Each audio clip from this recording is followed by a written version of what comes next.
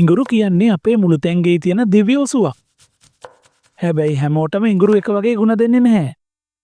ඇතැම් රෝගී තත්ත්වයන් පවතින විට ඉඟුරු භාවිත කිරීමෙන් ඔබේ රෝගී තත්ත්වය උත්සන්න වෙන්නත් පුළුවන්. ඔබත් මේ කියන රෝගීන් අතර ඉන්නවද කියලා අදම පරීක්ෂා කරලා බලන්න. පළවෙනි එක තමයි blood disorders. ඒ කියන්නේ රුධිරයේ කැටි ගැසීමේ ගැටලු පවතින අය. ඉඟුරු මගින් රුධිරය තුනී කිරීමේ හැකියාවක් පවතිනවා. එම නිසා රුධිරයේ කැටි ගැසීම ප්‍රමාද වන රෝග, ඒ කියන්නේ හිමොපීලියා වගේ තියෙන අයට ඉඟුරු භාවිතය භයානක වෙන්න පුළුවන්. දෙවැනි කොටස තමයි ශල්‍ය කර්ම වලට සූදානම් වෙන අය. ඔබ ඉදිරියේදී ශල්‍ය කර්මයකට භාජනය වෙන්න නියමිත නම් අවම වශයෙන් සති 2කට පෙර සිටවත් ඉඟුරු භාවිතය අඩු කරන්න ඕන.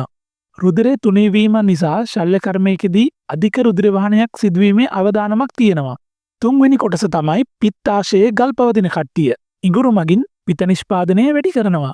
පිත්තාශයේ ගල් පවතින අයෙක් අධික ලෙස ඉඟුරු භාවිතා කළහොත් පිත්තාශයේ වේදනාව වැඩි වෙන්න පුළුවන්. හතරවෙනි කොටස තමයි ගර්භණී මව්වරුන්. මුල් මාසවලදී වමනයේ පාලනයට ඉඟුරු යොදාගත්තත් ප්‍රසූත කාලය ආසන්නයේදී ඉඟුරු භාවිතය ඉතාම අවම කළ යුතුයි. ඒ අකලට ප්‍රසූත වේදනාව ඇති කිරීම හෝ රුධිර වහනයට හේතු විය හැකියි. පස්වෙනිට අපි බලන්න ඕනේ බර අඩු කට්ටිය.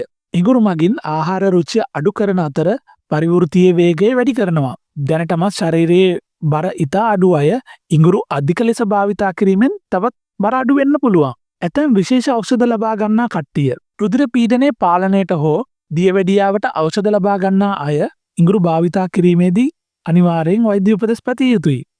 ඉඟුරු මගින් එම ඖෂධවල ක්‍රියාකාරීත්වය වෙනස් කරන්න පුළුවන්. ඔබත් ඉඟුරු දිනපතාම ආහාරයට එකතු කරගන්නවද?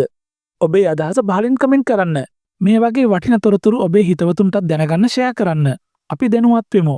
අපි නිරෝගී වෙමු. ඔබට සුබ දවසක්.